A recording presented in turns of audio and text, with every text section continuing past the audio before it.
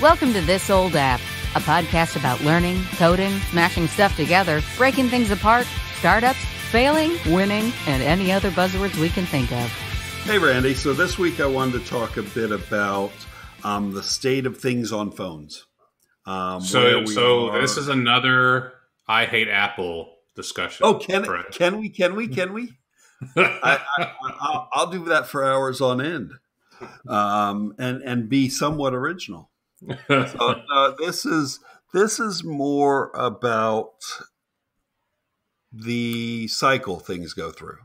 Yeah. So we've talked about that cycle in the past, and that's just the way. Really, it's the way life is. Life goes in cycles, but computers move between client server and everything on the machine. They bounce between that cycle back and forth. Serverless being yet another move, I think, towards client server. I'm not even sure anymore. Yeah.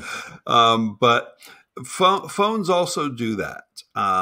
We've had a couple cycles of how apps are built on phones of, okay, let's make everything responsive on the web so that people use the phones, and let's make everything native for the phones. And I think we're starting to move back to progressive web apps. Let's make it so that the phones are accessing what's on the web as opposed to a native app. I know you've done some work on ReactNative, so that's a little bit more back towards the native part of it. And years ago, I worked for a company called Coney that had built a platform similar to PhoneGap that you could write once and it would distribute code for an iOS device and an Android device, that sort of thing. But all that, like I said, I think I think we're shifting away from that. We're shifting back towards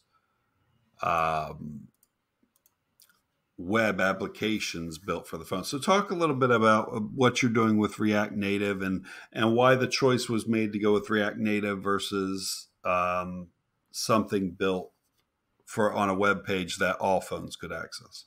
Well, let's first extend your discussion about the cycle, because the iOS and the iPhone started all of this in the sense that it really was the first smartphone that had application ability. Android came later, and that's what we have now. Like, everything started around, was it 2005, when Apple, led by Steve Jobs, launched this new product. And the history is that Steve Jobs originally envisioned HTML web apps. And mainly because when they launched the iPhone, there wasn't a lot of apps. Like, the number one complaint was, okay, it has a number of things we can do, but where are all these apps going to come from? And Jobs talked about how, and Apple had this idea that websites would move forward and advance, getting away from Flash, so that you would have an app experience from the web. But the problem was the iPhone had limited resources, limited CPU power, heat issues, limited memory, speed, all of that. I mean, everything that you can think of, which was at the very cusp of brand new tech, was being shoved into this device that they had to keep as light as possible, as cool as possible, while trying to make it as powerful as possible. And truly the best way to do that was what you've referred to, and it still exists, a walled garden for apps and app development. At the same time, when they introduced this platform to build apps on, they didn't spend a lot of time with what is the best language to write this in. they had Objective-C, which was used for Mac apps, and they basically said, we know this technology, we are going to port it and put it on to working with iOS. So the original vision was HTML web apps, and because of resource restrictions and ease of letting people get things on the platform, they kind of split off and created a native app category with an app store, a regulated app store, using a proprietary-ish language, and then it started to make money. And then Apple was like, whoa, if we go back to the original vision, we give up this money, this cash cow we ended up creating. So that's the history as I've always seen it. Sure. And we're starting now to see that we're going to have a balance. We're going to down the road achieve a balance. And I think that was shown a little bit when Safari said, or when Apple said, our Safari web browser, mobile browser will start to respect the concept of progressive web apps. So that's the history as I know it. I don't know if you have any other anything else to add on that before I jump into React Native. Yeah. How much do you think? Because if I have objections about Apple, a lot of them come from the walled garden concept, and I get the benefits. The benefits are they can pick the best of a breed of apps. They can be more selective when it comes to security. Because compared to the iTunes store, the Google Play Store is a little bit more Wild West. You do have to meet some standards, but for the most part, you can get in there.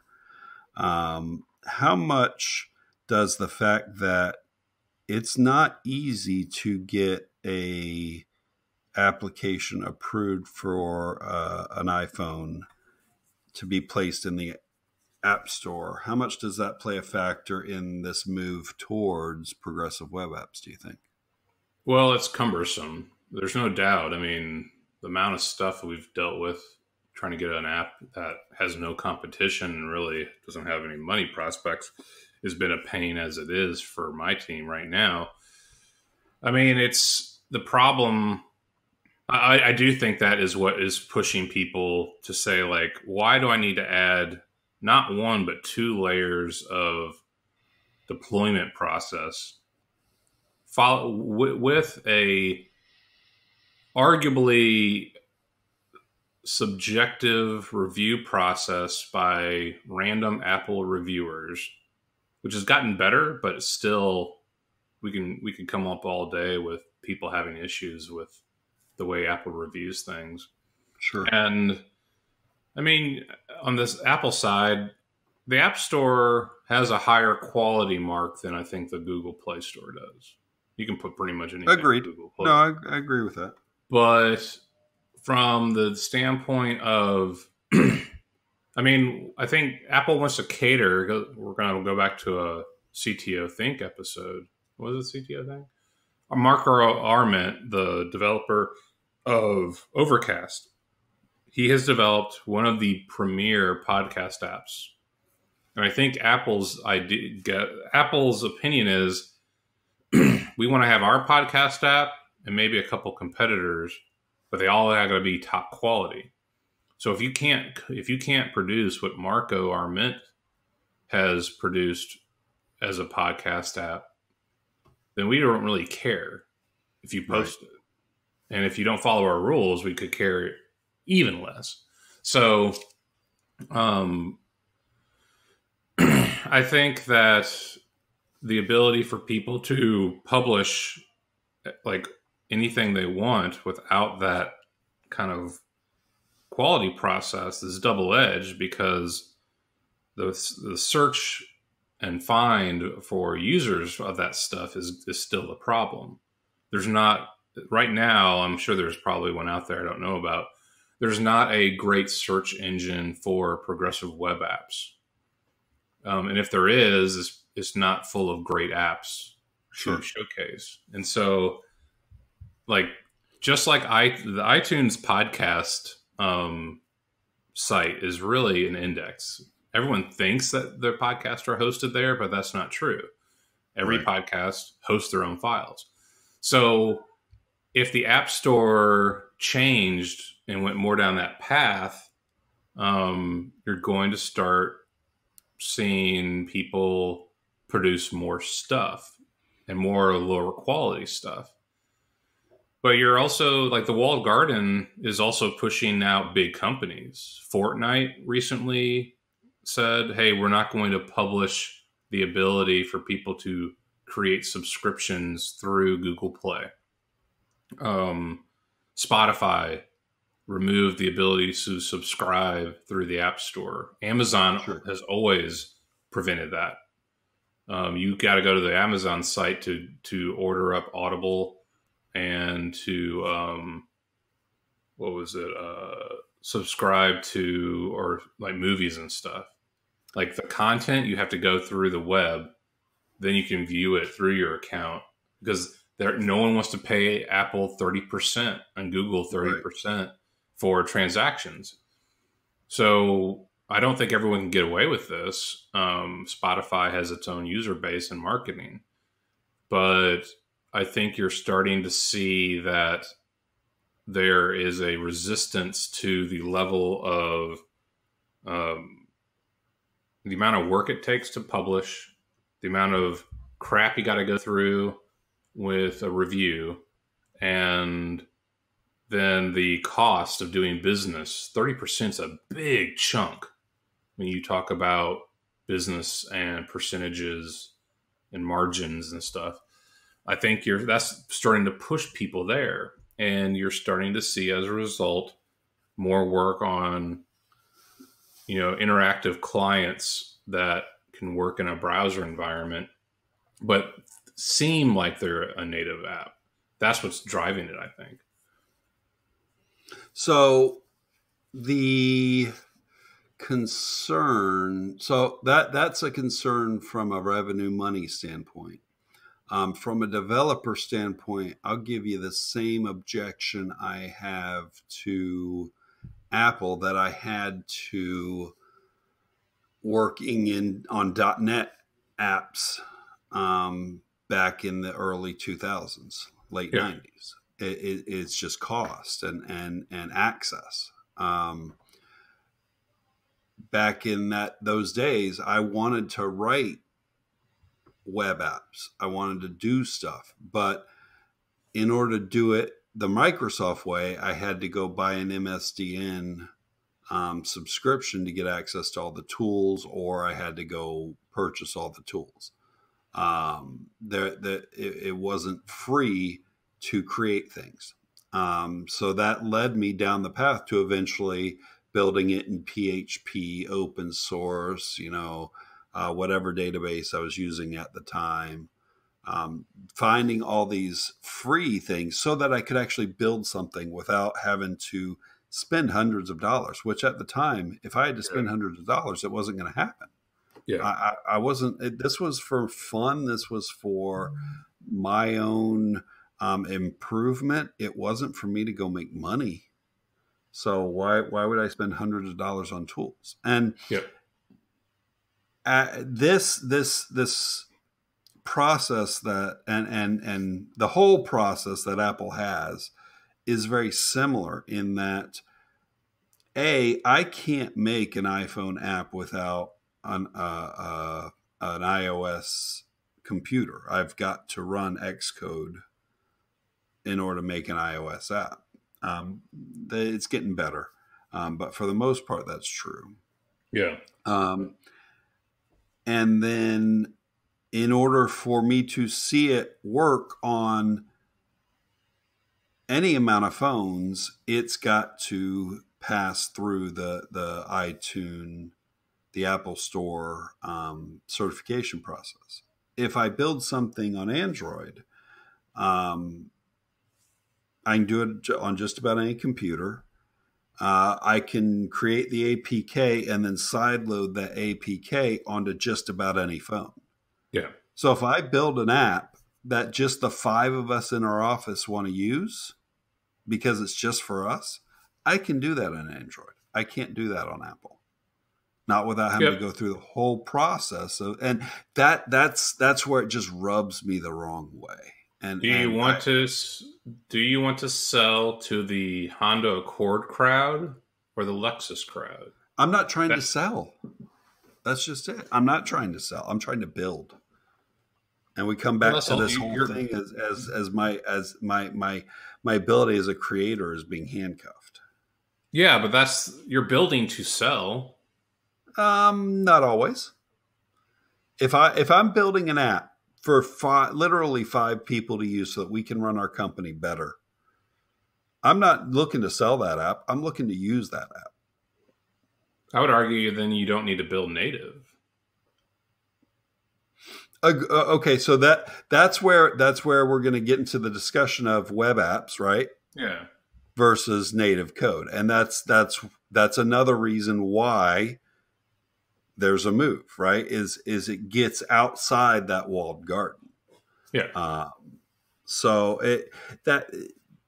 when it comes down to arguments about Apple, that's where all my tension comes from. Is I don't like them controlling the market. I'm a much in a lot of cases I'm a much bigger believer in free markets than in letting Apple set the market.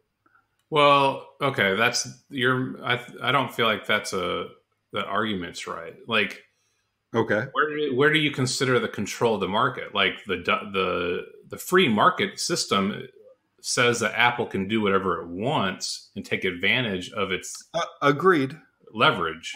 Agree, so, and you know what? They can do that all they want. I'm not saying they can't.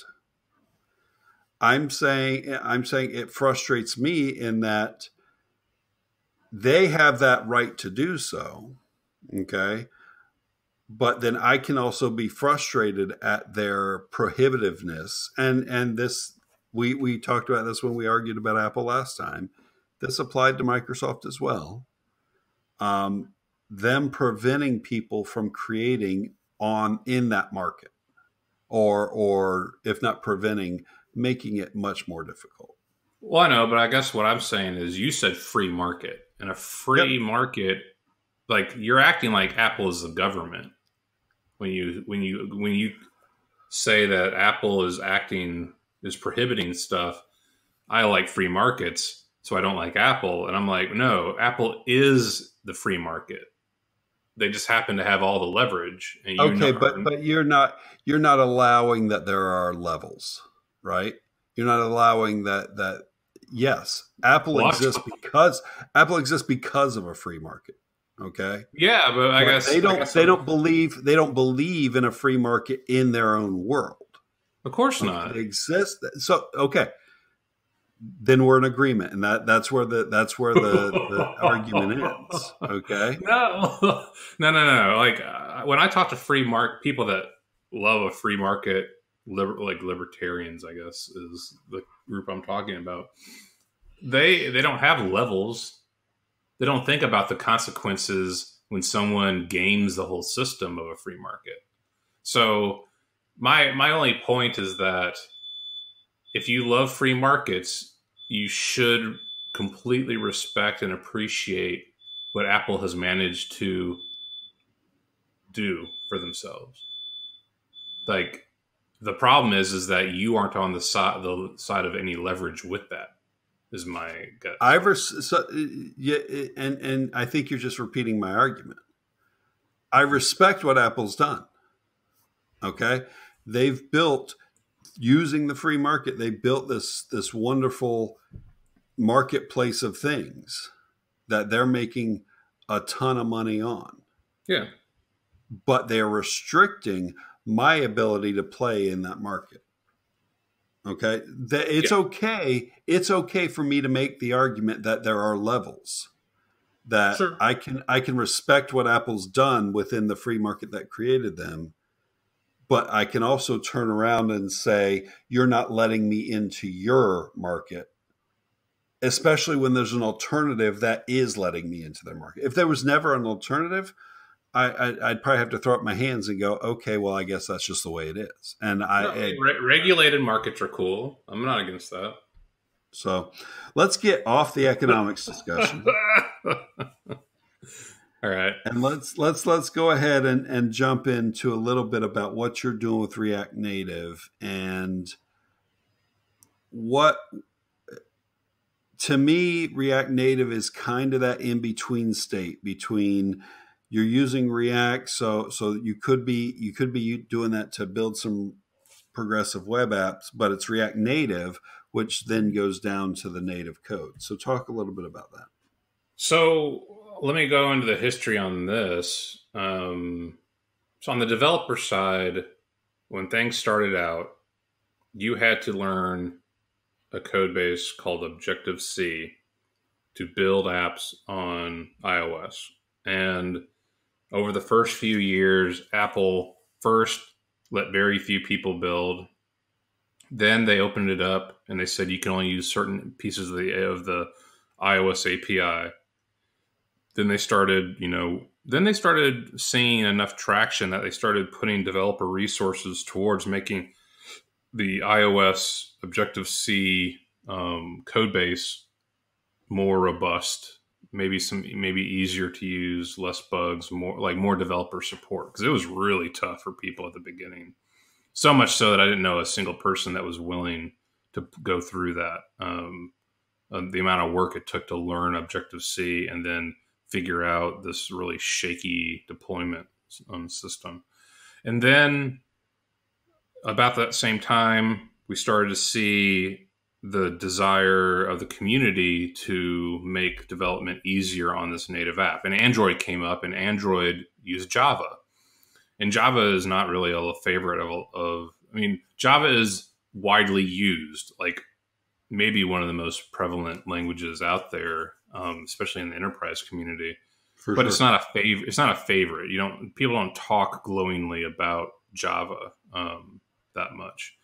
And so you start to see this hybrid approach through a framework called PhoneGap. The idea being it would take a kind of a window of the native code on an iOS and Android, and then you could encapsulate in that window HTML, CSS, JavaScript to get the same effect.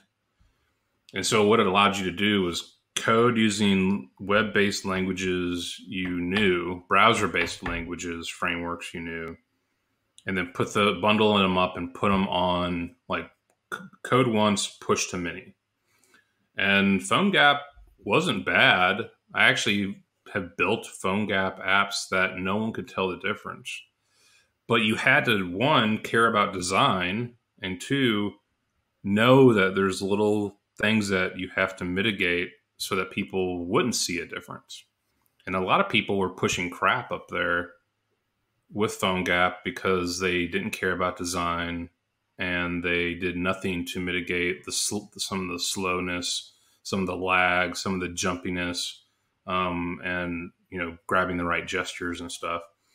And so that lazy part kind of showed, people felt that PhoneGap was nothing but a bunch of lazy apps in that case. So then React came on the scene.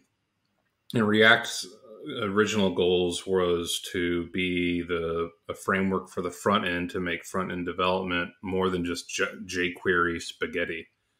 And then from React came ReactNative. And ReactNative was the concept of, hey, we've got a framework called React. It lets you organize your JavaScript better and for a more robust application with maintainability and testing. And now it's going to essentially compile down to the native iOS. Now, sure.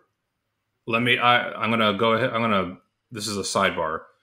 At the same time, Apple came out with something called Swift, which was the kind of the next step of Objective-C. Objective-C has never been a favorite. It's got really weird syntax, really weird naming conventions that are not at all. It's not something that just, when you look at it, you don't know what's going on unless you've really practiced with it. And Swift was the attempt to say, like, hey, we got a better syntax, a better named language that you can utilize to produce these apps. So at the same time, Apple is trying, they know this is a problem, and they're trying to, and Swift takes fire really fast in the community. There's a lot more Swift work. So back to the React Native. React Native is a open source application, open source framework, largely supported by Facebook, that lets you write your applications in React in a React-like fashion using parts of React, and then it compiles down to native. So you're not giving up, you're keeping all the API access you need, and you're also keeping a lot of the speed and efficiency that you get in a native build. And then came the concept of Expo, or a framework called Expo that was kind of built on top of React that let you better develop on your computer. And I believe it works on Windows and Linux too. And then lets you kind of test versions of the app on your computer instead of pushing everything. You have to get on a deployment cycle just to look at this thing on your phone. This lets you use a simulator on your laptop and simulate on your own phone on the same Wi-Fi network, which is really cool. And then came another piece called Create React Native App. And that is essentially a bundle of libraries and features that you just kind of say, I'm going to use this to build the app, and I'm going to stay in these confines of features so that I can get this thing built faster and not worry about all the Webpack stuff, the bundling, the Babel stuff. It's just like, it's all good to go. Just stay within these confines. If you really need to break out, you can do what we call eject and get out of that. But, and I can talk more about this in a few minutes, but the side effect of that has been you now have Create React Native app that is tied to certain versions of React and React Native and Expo. You have Expo, which is tied to certain versions of React and React Native. And then you have React Native, which is tied to certain versions of React. Right. And so when React updates, you can't immediately go and update React on your Create React Native app without probably finding a conflict. And when Expo updates, Expo says, we're not going to go to the next level of React because there's stuff in there that we don't care about or we can't keep up with because it's open source. No one's paying these folks to work on it. Sure. So there is now at the core a definite version tracking issue that is emerging because there's 4 distinct libraries that make this Create React Native app piece work. And I'm not saying it's causing great problems. I think the idea of you must be up to the latest version is probably misguided. But it does give you pause for, well, what if a security patch comes out and they only give it to one version that one of these libraries isn't up to date with? And that's a big risk. That does seem to be the fly in the ointment, right? There are a lot of moving parts here, and it certainly sounds fragile. So from a development team perspective, the ability to learn React Native, if you know React at all, your ability to get a React Native app going at a very rudimentary level is pretty quick. Like, you can use Create React Native app or just Expo and get some stuff going fast.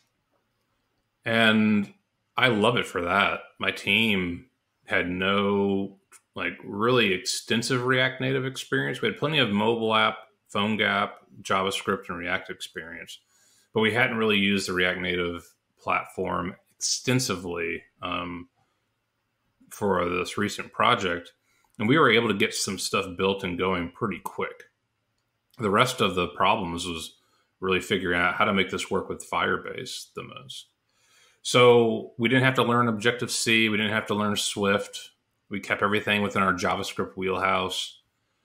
Styling was really all CSS based and not that hard. Navigation's a little bit weirder because you're kind of focused on a screen-based paradigm. And you basically have to say, hey, show this screen. Hey, show this screen. Instead of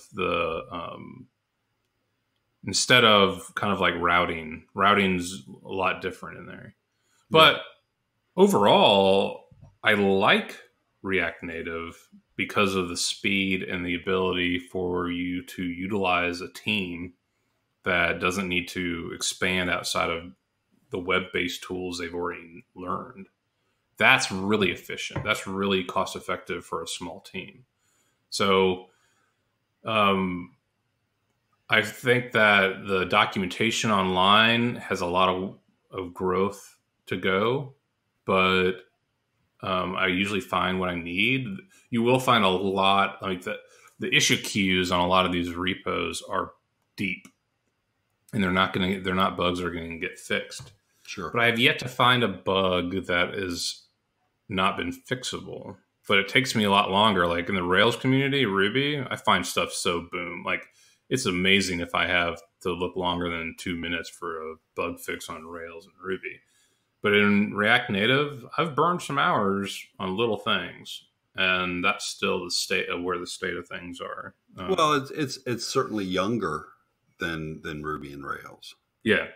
So that's certainly going to be the case. Where does so we had a discussion with Mark Thompson many moons ago on Flutter. Yep. Where does Flutter play in all of this?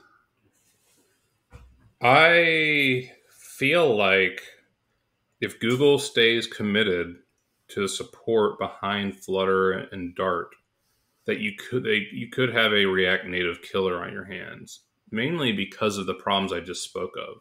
Right. Four distinct packages managed by different groups that are not always on the same page, that sometimes kind of kick each other on the issue queue on like, well, they're not doing their job, so we can't do anything here.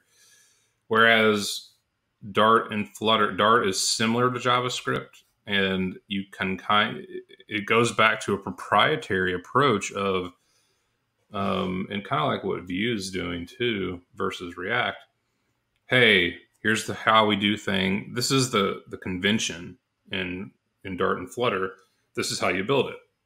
This is the convention for Flutter apps and how we want to compile to native.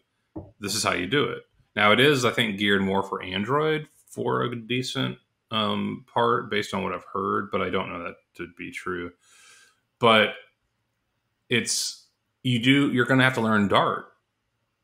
And I haven't heard any negative, I haven't heard anything negative about Dart, but I am also like, do I want to learn another language? And how much support's that going to get? Yeah, and so I do think there's the case because I've heard positive things about Flutter and Dart. What I haven't heard are a lot of positive things. It seems to be a very small community that's picked this up and run with it. Yes. So that gets back to the question. One of the concerns you had was bug fixes. I think that was one of the things Mark was running into. Now, Mark was even earlier in the process. Yeah, he was bleeding edge. So, but he was guinea pig. Sure, he signed up. But he hasn't said he's still sticking with it. I think he's rebuilt his app, and he hasn't gone away from it. Two of the tutorial guys that I follow, Max, can't remember his last name. It's a foreign name, and I can't ever. Yeah, Maximilian, and I can't. You're right. I can't remember his name. Yep. Both on Udemy. Stephen Greider and Maximilian both released Flutter Dart tutorials at almost the same time, and I'd be curious to know how much traction they got on those, because that's where it starts. Is people's ability to learn and start developing. Sure. I think what I'm paying attention to is, do they get a conference going where this, like, not just part of the Google Developers Conference, but can they get a Flutter community going on a big scale? Oh, interesting. And if they can, I feel like that's when you start to see that traction. That's interesting. And I want to stop you there because I have an interesting point about conferences. First off, Maximilian's last name is Schwarzmuller. So just to give him full name credit there. And then conferences, one thing I've noticed, and I don't know if they're going to fix it or not, Alexa development doesn't have its own conference. There are voice development conferences that have happened over this year, but Alexa, Amazon Echo specific stuff is all wrapped in AWS reInvent, which is an expensive conference to go to. So I don't know. So you were saying you'll be interested to see if Flutter and Dart get their own conference. I haven't even seen that happen with Amazon Echo yet. Yeah. And I think it's a matter of, do people like it enough? Do they see the benefits? Is the development support, does it speak to the businesses? Like right now, if you talk to a bunch of business managers, more on the CTO think level, the question is, will this be around long enough for us to invest in? Does it make sense for us to invest in this new platform? React, there's a lot of confidence that the community is big enough that even if Facebook said, we're tired of doing this support, that someone else will take it over and the community will keep it going. Dart, nobody uses Dart for anything but Flutter that I'm aware of. It's not, it doesn't, never hear it talked about. And so it's very proprietary. I don't even know who's in charge of it other than, I guess, Google. And like, that's risky to me. Like, now I got to go find Dart developers. Now I got to go find Flutter specific. And that's a risky proposition for enterprise. If you can get Dart to compile to JavaScript, maybe, but that's like CoffeeScript. And I don't want that either. So that's the problem, is that if they use Dart, like, I've always kind of wondered, why didn't Flutter use JavaScript? Because if Dart, maybe Dart's a better language from an efficiency standpoint, but there's something to be said for, I don't have to hire a Dart developer to get something done. Right. At the same token, and Mark said this, he's like, it's not really hard to learn Dart if you know JavaScript. If that's truly the case, then it's just a learning curve or a little hill that the community needs to jump over. But it's really hard. Like, once you carry 3 or 4 languages, in my mind, I feel like I'm starting to thin myself out in terms of knowing them very well. Oh, for sure. I'm kind of like, I'm happier to stick in the Ruby and JavaScript world than at yet another platform, unless there's really a great benefit for it. So, although I would argue that React and the use of JSX is in and of itself its own language to a small degree. Yes, a lot of React is just JavaScript. Mm-hmm. But the JSX part of it isn't. The JSX part of it is something else. So if Dart, and you and I don't know how close Dart is to JavaScript, so we have no way of saying. But that's kind of, yes, React hasn't gone so far, but it is a different way of thinking about JavaScript. Yeah. So cool. That's I think we hit on any of the current iterations of things. We didn't talk a lot about progressive web apps, but that is its own. Yeah. Well, let's take 2 to 3 minutes to talk about PWAs, because what all a PWA is is a list of directives that Google came up with for what's the best way to get an application experience on a browser. How do you cache stuff better? How do you optimize the code or the rendering of the app? How do you give more power? Service workers is a concept we would talk about. The ability for you to save an icon to the which you've always been able to do, but you can save a bookmark of sorts to the home screen of your app, of your phone. I mean, the ability to do app-like performance and user experience with a web application. But it's all a loose, like there's no official PWA registry that to my knowledge is working there. There's no collective group that's saying this is the PWA way. It's just a set of kind of a loose set of directives that a bunch of people are following, and it's changed a lot over the last 2 years. I'm all for it. I haven't seen the benefits of it totally. I'm loosely aware of some companies. I think Starbucks and Twitter are following the PWAs, but I don't know. And I do find their apps to have great performance on my phone.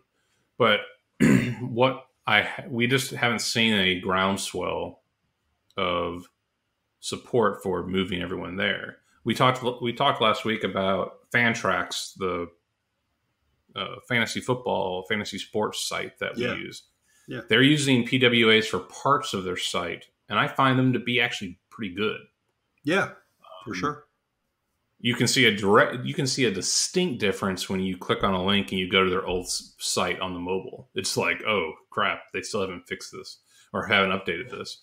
So but again, design is still a big part. Like, you can make a PWA out of a crappy design. It's going to look crappy to people. You have to still design for native. You still have to design for mobile. And that's hard. That's harder to get right.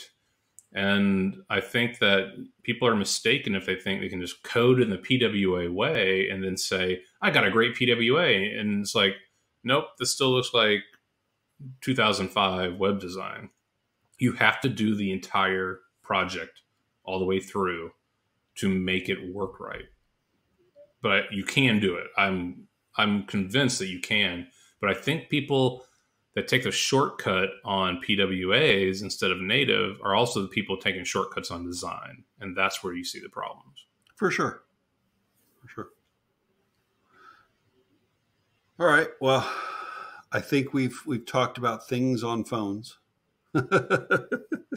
we can if we want to make this any longer, we talk about our favorite apps, but we won't even do that. Not today. So thank you. This was good. It gave me time to vent more about Apple, which, hey, always makes my day. So I would like to say to our audience, please, if you have a few minutes, please give us a rating. You don't have to give a review. For sure. You don't have to write a review just to put a rating in. But if you have some time, go to the Apple Store or iTunes and leave a rating, or anywhere that you get your podcast from that have a rating system. Just give us a rating. I'm not even going to say what we want you to give us. It helps the show in the search engines. It helps us find an audience. You know, I don't think we're ever at a point where we're going to be trying to raise money to run the show from a Patreon standpoint, unless it was to get something done like the transcriptions. But right, the best way that if you enjoy the show, please leave a rating. It really helps with getting more exposure and a bigger audience. If you dislike the show, Don at CTO Think or Don at thisold.app.online. Send your complaints. They're only about him anyway. Send them directly to Don, and he will make the changes necessary to make you happier. If you want to hear more vitriol towards Apple, send your emails along. I'll gladly read them on the air. Oh, yeah. If you hate Apple for a reason, it doesn't have to be legitimate because most of them aren't. We will be happy to read your comments on the show about why Apple is doing you wrong. Is this why we don't do well in the iTunes store? I'm doing fine. I don't know if you're dragging. You might be dragging. Like it's maybe half of us is doing fine on the Apple Store.